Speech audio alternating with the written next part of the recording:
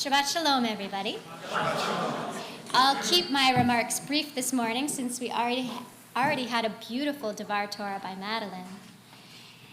About 2 years ago, a parent of a middle school child came to me and said that a member of the child's sports team had started teasing the child. And the worst thing that he said was, the Jews are responsible for 9/11.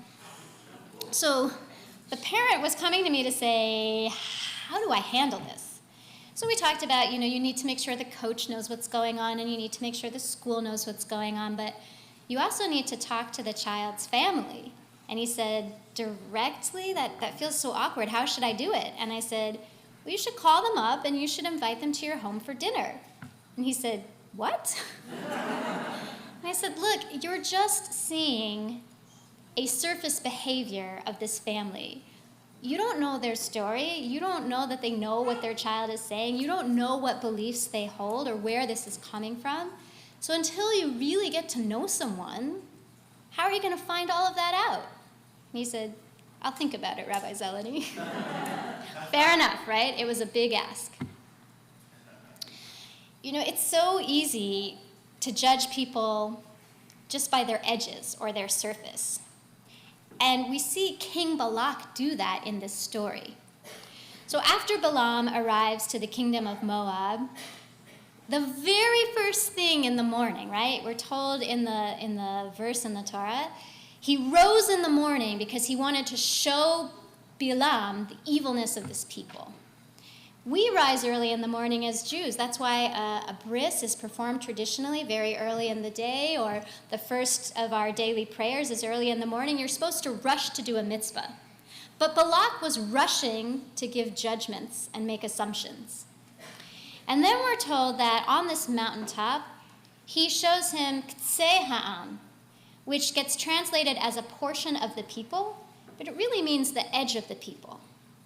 So the Midrash, the rabbis say, what does it mean that he showed them a portion or the edge of the people? And the story goes like this. When the Israelites were wandering through the wilderness, manna would fall from heaven to give them sustenance. And we're told that most Israelites were so righteous that the manna would fall right at the tent opening, sort of like the milkman dropping off the milk on the doorstep. But for a few Israelites who weren't worthy, they had to go to a little more effort to get their manna, and they had to get whatever was scattered around in the fields. And when they would do this, they would scrap it out, and they would steal from each other, and they would fight. Now, Balak knew this because he'd been observing the Israelites at the edge of his territory for a while. And the picture that he wanted to represent to Balaam was not the majority of Israelites who, rubbed their eyes, reached out the door, and got their manna, right? The holy Israelites. He wanted to exemplify the worst of that group's behavior. This is why propaganda works, by the way, because every group, right? You can point to a few bad seeds, and then you play on people's worst fears. And you say, see, they're all like that. You should curse them. That's what King Balak rushed to do early in the morning. And so I think the lesson that we're supposed to take away from this Torah portion, particularly given the climate that we're living in, the way the left talks about the right and the right talks about the left, and meanwhile nothing's getting done and the people are suffering, right? Is that we have to dig a little deeper than King Balak did.